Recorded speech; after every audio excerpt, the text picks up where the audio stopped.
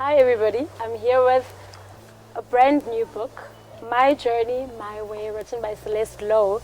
It's an account of her journey, a specific part of her journey, not her whole life, because you're still here, right? Yes. We're still keeping it moving. Yes. So what I want to know, Celeste, is who is Celeste? Before we get into the book, who is Celeste? Not what Celeste does, but who is Celeste? Celeste.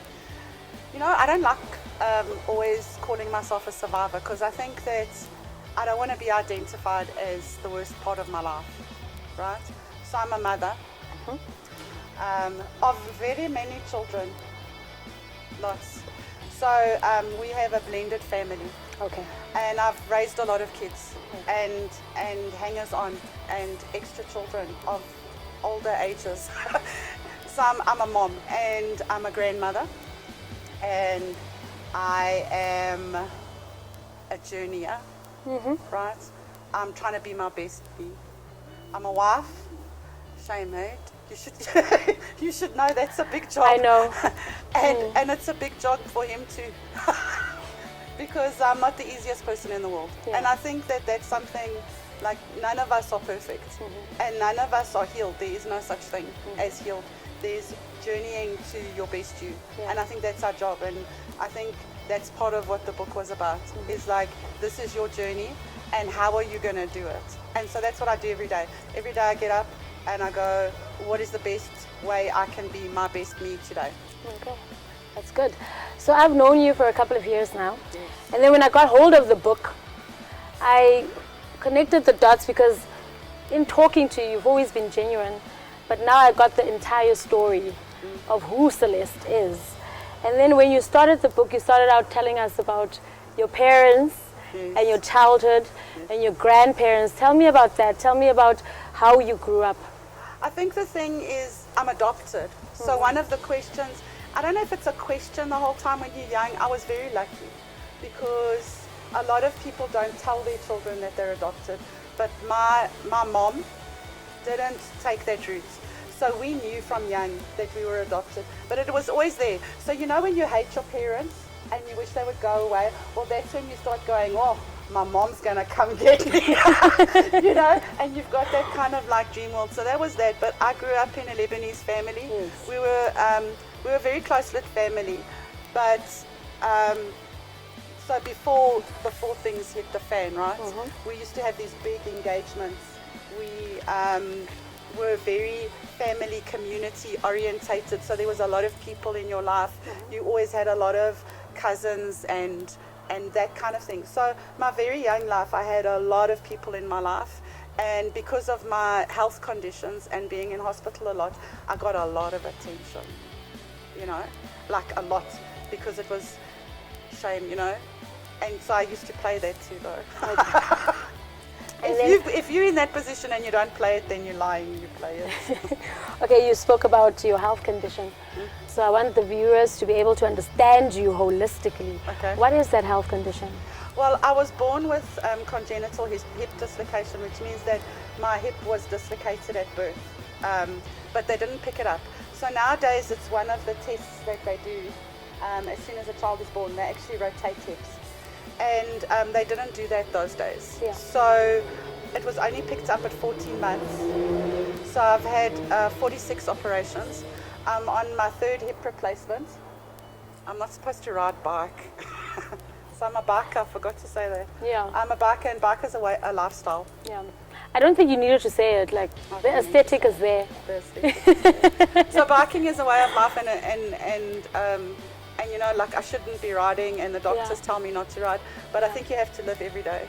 Yeah. So it was really hard. I have health, like I limp, and so that caused me to have self-consciousness stuff. So apart from everything else that happened, that was a self-consciousness thing. Yeah. And not only that being a self-consciousness thing, but you're different. So you go to a Catholic school, you're different because you're adopted. And you talk about it. Your parents get divorced and you talk about it. And you limp and you talk about it and you talk about. So you kind of don't fit in a mold, and I think that's the beginning. A lot of people think that or are not aware of the fact that disabled children are actually more at risk for child abuse. Yeah. Okay. So when I read the book, what stood out for me in the very beginning was the format of the book. It's not the average book where you just write and then there's a whole lot of pages. What I found very interesting was that yes, there's the quote, but at the end of each chapter, you pose questions to the reader, and she's got a section where you write notes. This is a very unusual way of writing a book. Before we get to the content, can we talk about the format? Why did you choose this format? I think the thing is, when I wanted to write a book, I didn't want to just write another autobiography about this survivor, and I didn't want to perform my pain, and I wanted to give back as well. And part of that is showing other people how you journey and the kind of questions that you asked on your own healing journey. And so I wanted to give them space to be able to express themselves as well, so that it was an interactive process, because I think that sometimes you sort of pick up someone's autobiography, you read it, and you think of something, but then there's no real, like, you have to go fetch something else to make a note or whatever. I wanted people to be able to interact with my book and for it to be a bit more multi-dimensional. What I also found interesting about the format of the book is that it aids therapy. Yes. It's very therapeutic, because when you're listening to somebody's traumatic experiences or when you're reading it and going through them, you kind of just take it in and internalize it. Now what this book has done is that it gives you outlets within the book. It gives you breaks within the book, you know? So was that intentional? Yes, I think so. I think that I was very conscious of performing pain, right? And so a lot of what you see now with people telling their stories, and I think it's been encouraged by the Me Too movement, is people coming out and telling their stories when they're not quite ready to. And so what they do is they stand up and they perform this pain, and the people that are taking that in have got no outlet for their secondary traumatization of your own story, or what I've heard, like, from people who have had the opportunity to read the book, is like, I had to take a breath. I needed to walk away from, and I think so that was what was in the back of my head with putting in those spaces. Okay, that's great. So now we've got the format, now we're getting deeper, right? Let's get into it. Which part of your journey is this? You know what? I was very conscious of not telling other people's stories. So that's one thing, we're all connected, and one of my things is connected humanity, and you know that. Yeah. I'm very big into connected humanity. And when I started writing, I realized I'd have to be very careful about not telling other people's stories in a judgmental way. For instance, I didn't want to tell my children's stories. So I left out a lot. And I did that on purpose, because I didn't want to hurt other people by writing the book. Unfortunately, there's some things that are going to hurt people, and I realized that. So, for instance, my mom, my biological mother, you can imagine that for her that was also reading my story, and so for her it brought up a lot in her, and I think, you know, that was not an intentional thing, and I didn't want to hurt her with it. But unfortunately, there's fallout from your life. There's fallout. And it wasn't meant that way. But I think that's also part of my mom's journey, the same as this is part of my journey. And you say you don't want to call yourself a survivor of abuse, right?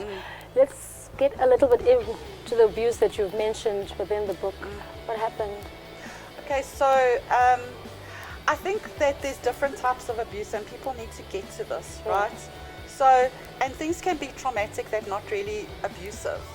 Right? So simply being adopted is a traumatic thing, okay, because it's about identity. And then, you know, having health conditions is traumatic. But the child abuse started with my stepfather, and it was a grooming process. It created a huge amount of fallout in my life, and even though I've walked a long journey, I still have moments where I have to go back and go, you know what, this situation is related all the way back to that 11-year-old who sat in a car and was shown what a hobo looks like and told, well, either you're going to behave like this and do these things, or you're going to be destitute on the street. And I think that those, you know, and it created a money issue for me. So it was it was also very unusual because what took me a long time to be able to verbalize was the fact that my mother knew about the sexual abuse and was actually forced into being involved in that sexual abuse on a few occasions. And those were really hard to even verbalize. It was a very difficult thing to admit because it brings up questions about motherhood. And for me, it's been a question about how do I mother? Yes, that was actually my follow-up question. How do you reconcile what has happened to you and your mother's inability to fight for you and your motherhood now? Because what we do is, even though at an intellectual level you are conscious of these things, because you've been conditioned in such an environment, it kind of permeates into everything that you do. So the reconciliation between your mother and your motherhood, I made a lot of mistakes. How do you juggle that? Yeah. I made a lot of mistakes. I have amazing children, and I often say to people, my children are amazing more because of who they are than because of who I was. Because I can tell you something, for a very large portion of their lives, I was not the best mother. I was absent. I was trying to survive on a daily basis, and I didn't have a benchmark of what a mother is. Yeah. Like, you have a benchmark of what a mother is. I didn't have that. I didn't know. So now, am I supposed to? What happens at this age? So now you're 10 years old. Am I supposed to allow you to hold hands with this boy? Am I supposed to let you send this girl Valentine's cards? Like, is this okay? You know? And I think maybe Jessica, my oldest, felt the worst of it because I was way too strict. I was like, no, there's just a no for everything. Everything is just no. Yeah. And so that created its own thing. And so when we talk about the cycle, that's what we're talking about. If you don't heal, you kind of perpetuate these things, you know. Aside from that, like, you have things like you get angry too quickly, you're not quite sure how discipline works. Like, I had a lot of issues, and I think it takes a long time. And this thing of sitting you in a mold, like, so you survived, now you're okay, right? And now you're supposed to be a perfect mother when you don't even know what a mother's supposed to be. And how is a mother supposed to protect you? And then the questions of, why didn't my mother protect me? And that's a very like, you know, there's a lot of things going on now where people are very judgmental of mothers when their children are abused or murdered or whatever. And I always want to say this, can we stop and just ask ourselves, what's going on with this mother?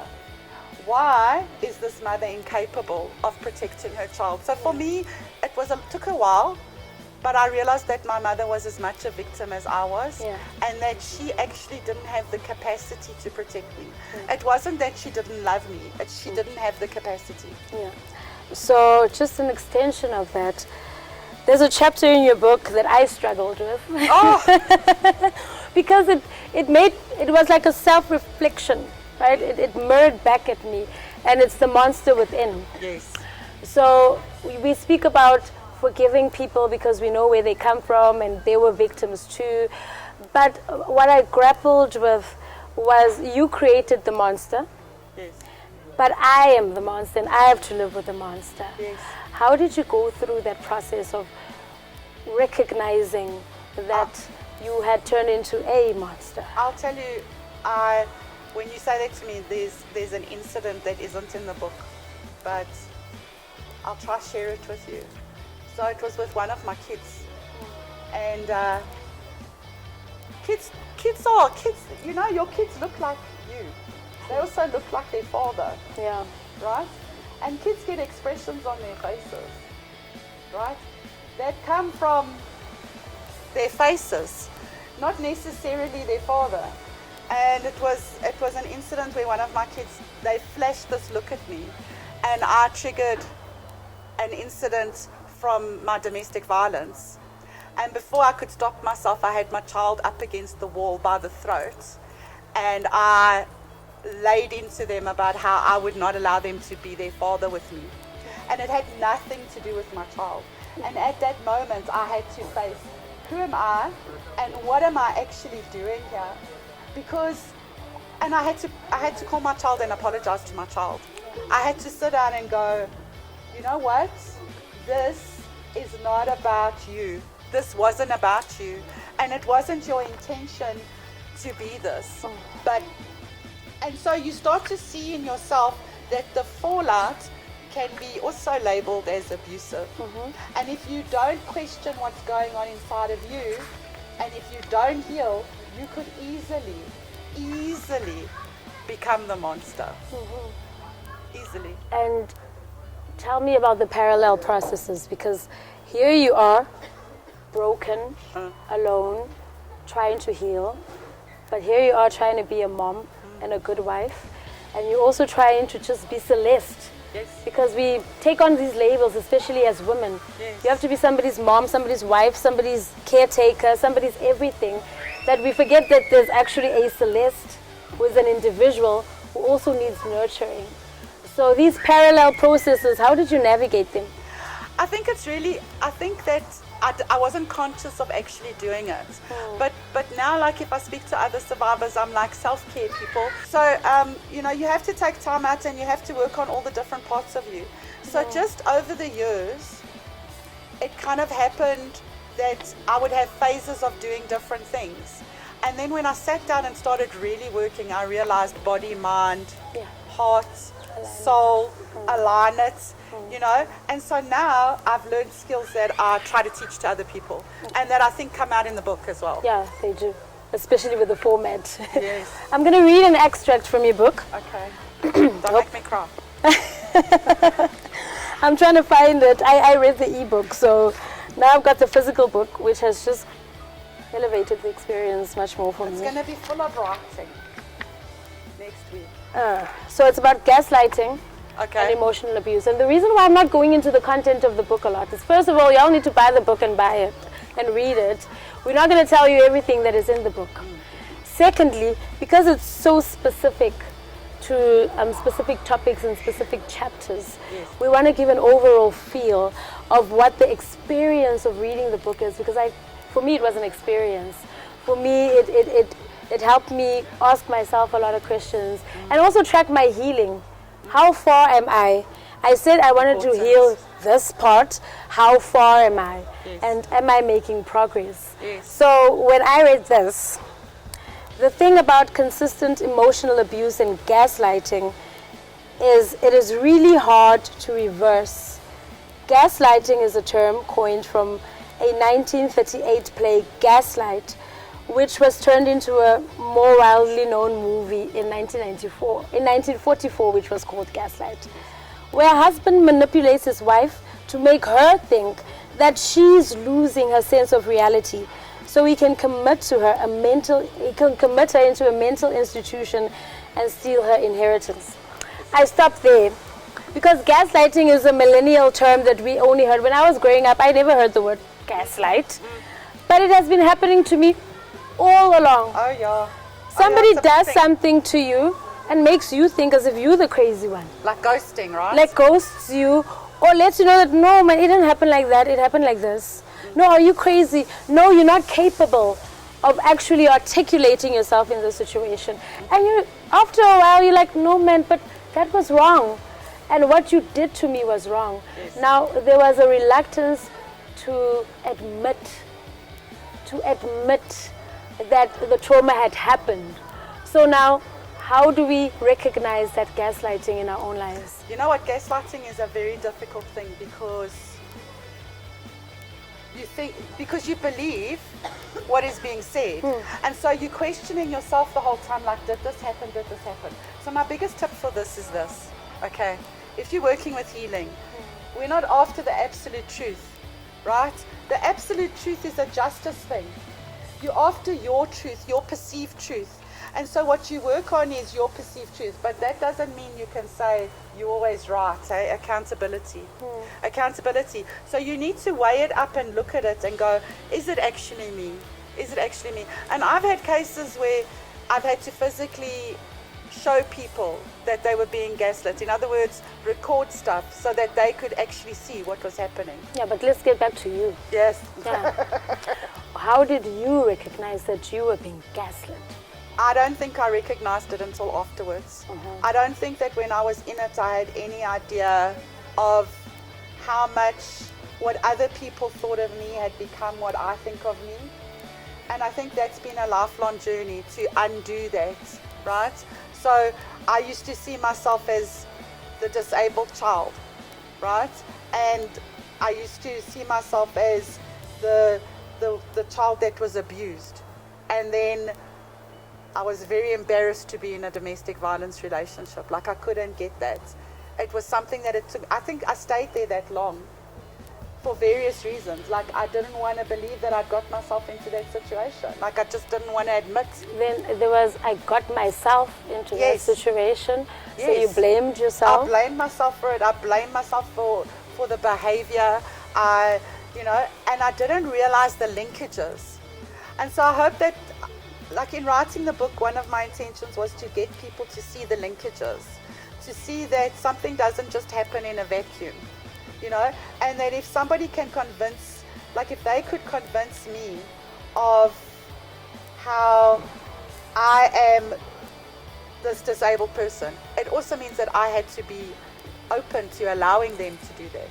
And we don't have a strong sense of self. I never had a strong sense of self until I was well into my 40s. You know, if you told me I would be here talking to you, having written a book, even 10 years ago, I would have laughed at you. I was a very different person. You know, and it was hard to write the book. I want to say that. I didn't expect it to be, funnily enough. Okay. I didn't. I thought I'd just write it and it would be okay. But it brought up a lot for me as well. And I think that's why that format. Because I had to take breaks from writing. Right? I had to take, because it was hard. It was hard to put stuff like that down on paper. And the journey continues? The journey continues. Okay. We're going to leave it at that now. Can we say, since writing the book, Yeah. I realized that the book was a volume 1. So you'll have to wait for volume 2.